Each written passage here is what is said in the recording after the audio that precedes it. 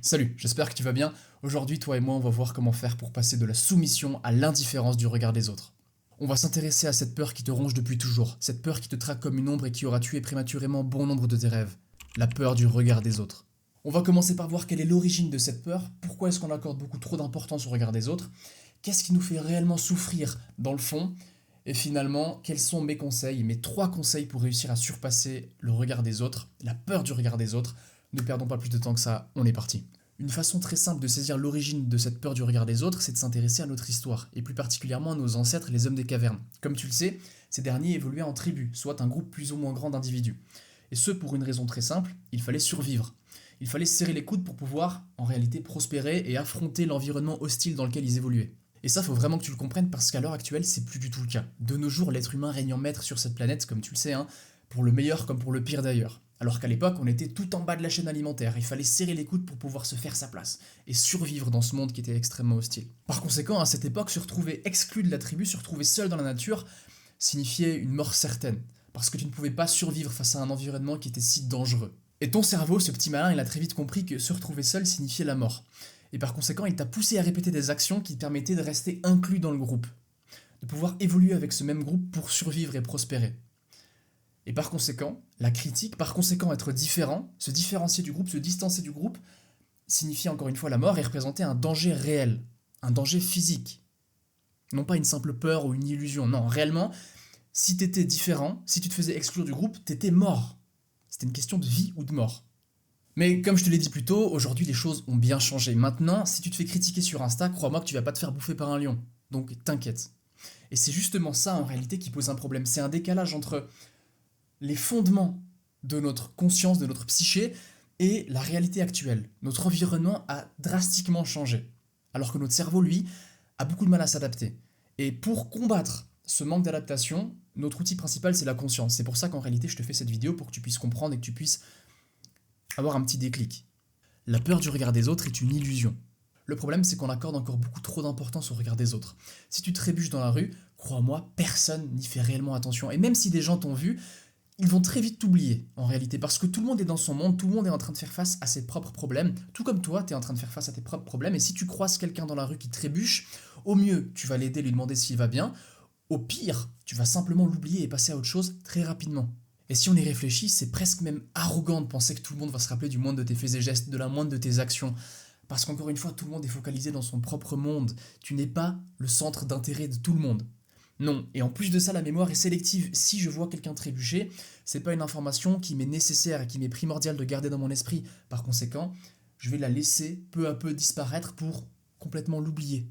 Donc si quelqu'un te voit trébucher, t'inquiète pas, il va l'oublier très vite.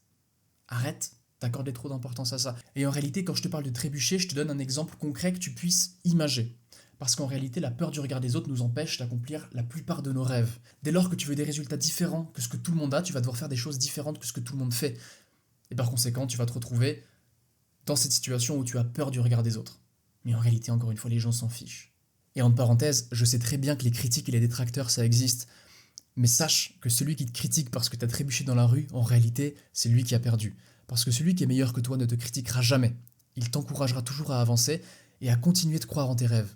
Bon, maintenant qu'on a vu dans un premier temps que la peur du regard des autres n'était plus une réalité d'actualité, qu'il n'y avait plus de danger en réalité et que par conséquent, il ne s'agissait plus d'une illusion, et qu'on a aussi vu dans un second temps que les gens s'en fichent de ce que l'on fait, qu'il faut arrêter d'être arrogant et égocentrique, il faut comprendre qu'on n'est pas le centre d'intérêt de tout le monde, mais que chaque personne représente le centre d'intérêt de sa propre vie, et c'est d'ailleurs ce qu'on devrait faire. On devrait se reconcentrer un petit peu sur nous, se recentrer sur nous et arrêter de se poser la question « qu'est-ce que les autres pensent de moi ?» Mais qu'est-ce que moi je pense de moi-même? C'est ça qui est vraiment important. Et c'est tout le point que j'aimerais aborder maintenant, c'est toute la perspective que j'aimerais te délivrer. Et si la peur du regard des autres n'était pas réellement ce qui nous faisait souffrir? Et s'il existait quelque chose d'enfoui bien plus profondément qui était réellement la source de tous ces problèmes, de toute cette souffrance? Quelque chose d'inavouable. Et si nous avions peur en réalité de nous regarder en face? Le regard des autres nous renvoie à notre propre condition. T'as jamais remarqué que les gens ont cette tendance à justifier leur action à la moindre critique? Comme s'ils devaient prouver quelque chose aux autres, comme si elles ressentaient le besoin de prouver quelque chose aux autres, comme s'ils devaient se convaincre eux-mêmes. Combien de fois je me suis énervé avec ma mère quand elle me disait « tu glandes ». Intérieurement, je pensais « qu'est-ce qu'elle en sait ?» elle dit n'importe quoi. Mais en réalité, la réaction que j'avais, elle montrait quelque chose d'autre de moi, elle disait quelque chose d'autre. Cette réaction, elle était en train de prouver à ma mère qu'elle avait raison. Réagir aux critiques, c'est en réalité montrer qu'il y a quelque chose qui se passe pas très bien et que peut-être que cette critique a mis la lumière sur une zone d'ombre qu'on aurait voulu garder secrète, tu vois. Et à chaque fois que ma mère me disait ça, je savais que d'une certaine manière, elle avait raison. Et j'avais du mal à l'admettre. C'est pour ça que je m'énervais. Je voulais nier la réalité. Je voulais nier le fait que, oui, peut-être qu'en réalité, j'étais en train de glander et que je pourrais faire plus. Je n'étais pas en paix avec moi-même. La critique est un miroir, à chacun d'accepter ou de questionner le reflet qu'il y voit. Si j'étais en paix avec moi-même, si j'avais fait tout ce que je savais être possible de faire, si j'avais donné mon maximum, dans ce cas-là, j'aurais pas réagi de la sorte. Je me serais pas énervé. Non, j'aurais peut-être même pas réagi en réalité. Parce que j'aurais su au fond de moi avoir fait les choses qui comptent réellement.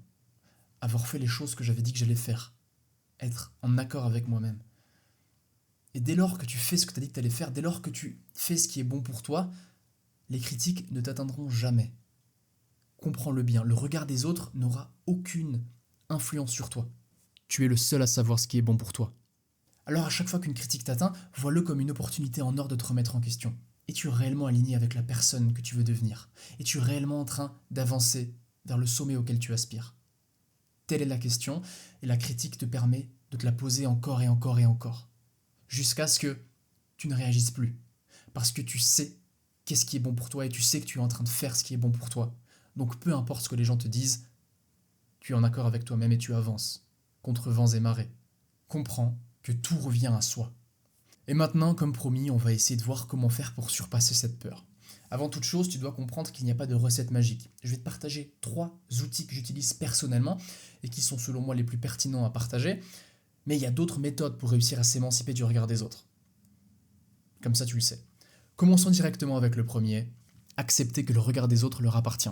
Ça fait directement écho au concept stoïcien de dichotomie du contrôle qu'on a déjà pu traiter sur cette chaîne. Si je te le résume brièvement, il y a des choses qui sont sous notre contrôle et des choses qui ne sont pas sous notre contrôle. Et toi, tu veux concentrer toute ton attention et toute ton énergie sur les choses qui sont sous ton contrôle. Parce que sinon, tu vas simplement perdre ton énergie à essayer d'influencer quelque chose qui ne peut l'être. Le regard des gens, les gens de manière générale, ce n'est pas sous ton contrôle. Et par conséquent, tu dois lâcher prise et accepter que tu ne pourras rien y faire. Accepter ce qui ne peut être changé et changer ce qui ne peut être accepté. Par contre, là où tu as le contrôle, c'est sur ta manière de réagir aux choses, sur ta manière de réagir au regard des autres. Et ça nous mène directement à notre deuxième point, humilité. L'humilité, c'est le stade ultime de la conscience de soi. C'est connaître ta place dans ce monde et connaître ta vraie valeur, tes vraies compétences, de quoi est-ce que tu es réellement capable. Et par conséquent, dès lors que tu es conscient de tout ça, dès lors que tu es humble, les critiques, peu importe ce qu'on va venir dire de toi, tu t'en fiches. Parce qu'au fond de toi, tu es en paix avec toi-même, tu sais quelle est ta vraie valeur, tu sais ce que tu vaux réellement. On s'en fiche ce que les autres disent. Je sais ce qui est vrai.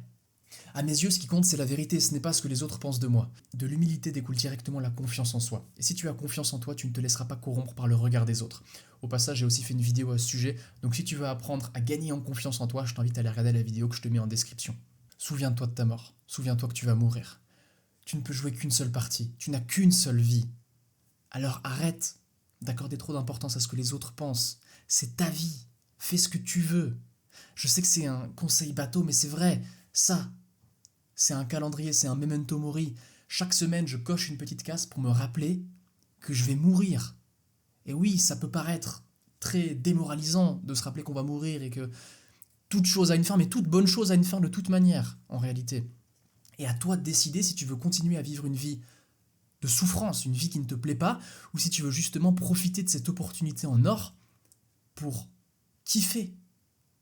Arrête d'accorder trop d'importance à ces gens. T'es en train de perdre du temps précieux. C'est toi et toi seul qui décide de ta propre histoire. C'est toi et toi seul qui décide de ta mission de vie. C'est toi et toi seul qui décide du sens que va prendre ta vie. Sur ce, on arrive à la fin de cette vidéo, j'espère qu'elle t'aura plu.